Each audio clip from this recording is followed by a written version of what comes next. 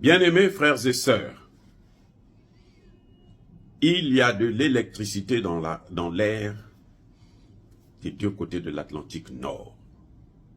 La guerre entre les États-Unis et la France est en train de prendre maintenant sa forme visible. Avant, c'était caché, maintenant elle est visible. Elle apparaît aux yeux de tout le monde que les États-Unis sont en guerre contre la France.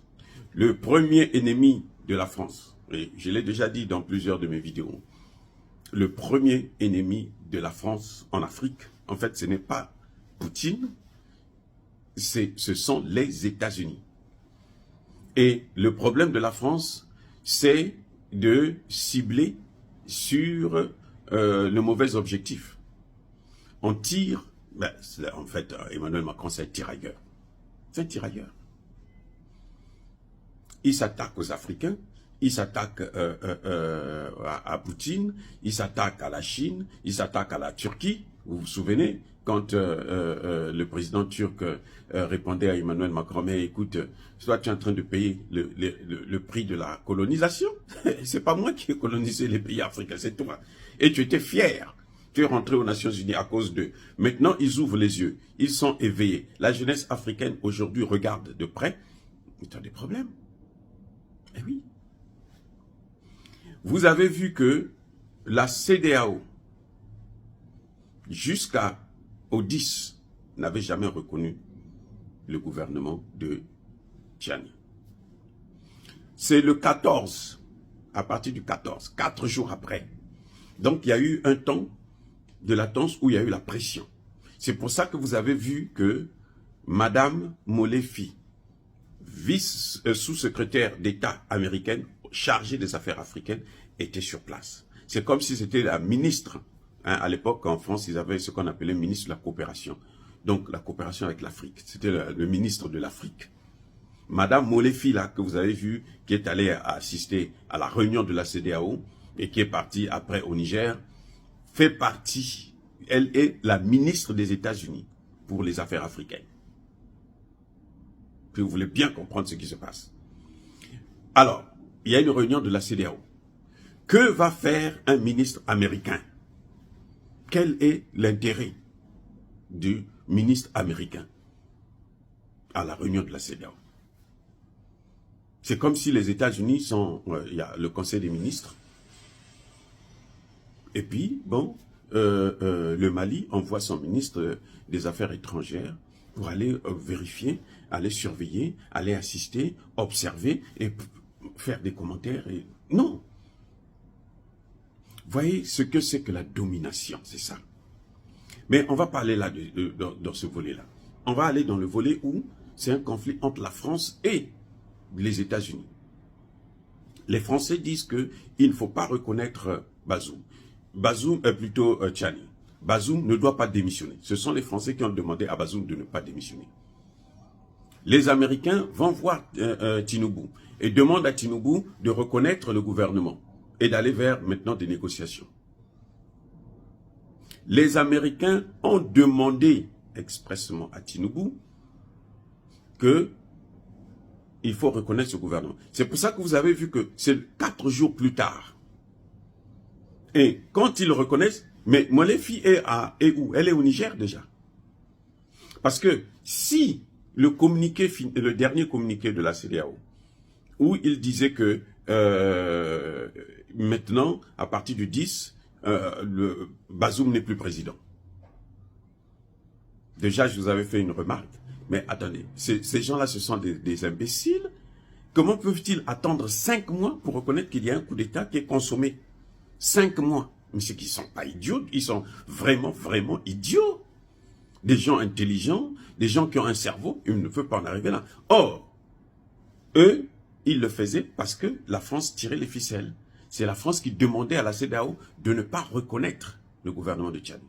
C'est la France qui a milité pour que le gouvernement de Tchani ne puisse pas intervenir au niveau des Nations Unies lors du dernier sommet de l'ONU. C'est la France qui a boycotté la présence du Niger dans toutes les institutions internationales. Et là, maintenant les États-Unis disent non, mais c'en est trop. Ça suffit. vous n'êtes plus aux commandes, vous êtes déjà partis. Maintenant, c'est nous qui sommes aux commandes. Et les États-Unis demandent maintenant à Tinubu de reconnaître ce gouvernement. Voilà pourquoi il y a eu cet écart. Parce que même quand il dit le 10, le communiqué sort le 14. Il y avait un communiqué qui était sorti le 10 même. Ils n'ont pas parlé de ça. C'est celui du 14, dans lequel ils font état de la reconnaissance du coup d'État consommé. Et que, Bazoum n'est plus président. C'est l'influence des États-Unis. Pourquoi cette influence? Comment les États-Unis ont pu influencer le Niger? Je ne dis pas que la décision est mauvaise. Je dis pourquoi les États-Unis ont influencé. Mais parce qu'ils ont un poids, ce sont eux qui financent, qui investissent au Nigeria.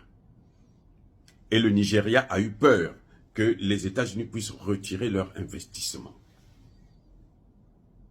Ce n'est pas pour rien que je parle de ça. Le Nigeria a eu peur que les États-Unis retirent leur investissement. Donc, qu'est-ce qu'ils font? Eh bien, ils sont obligés d'obtempérer. Voilà pourquoi l'option militaire, qui n'est pas terminée, parce que les Français sont toujours en train de préparer la guerre au niveau du Bénin. Le Premier ministre du Niger l'a reconnu. Oui, donc, c'est pour vous dire, une institution qui n'est pas financée par les membres, par ses propres membres, n'est pas une institution crédible. C'est la conclusion à laquelle je voudrais aboutir. Si l'AES se construit sur l'aide de la Russie, de la Chine, de la Turquie, de je ne sais qui, eh bien, c'est pas la peine de faire tout ce tralala. L'AES doit prévoir dans le budget de chaque pays membre une somme pour faire fonctionner cette institution. Sinon, ça va être comme vous voyez la CEDEAO. Et ça ne sert à rien de créer une institution de plus qui va seulement agiter le monde. Donc, je m'adresse aux autorités de l'AES. Avec le Niger, la situation du Niger va se rétablir. Mais il faut se méfier des investissements des étrangers. Il faut plutôt miser sur le partenariat. Parce que lorsque un pays vient investir chez vous, comme les États-Unis investissent au Nigeria, les États-Unis peuvent faire couler tout le pays. Je vous dis, ils peuvent faire couler tout le pays. Le mettre en faillite. Parce qu'il suffit qu'ils retirent leurs investissements. Or, si vous êtes dans le cadre d'un partenariat gagnant-gagnant, eux, ils investissent, vous investissez, il n'y a pas une entreprise qui est à 100% étrangère, une part pour l'étranger, une part pour les nationaux, pour l'État. Et d'ailleurs, la grande part doit être pour l'État. C'est la meilleure des choses. Parce que nous, ce que nous voulons, nous, c'est la technologie. On achète la technologie. On fait venir des experts qui vont venir travailler pour nous.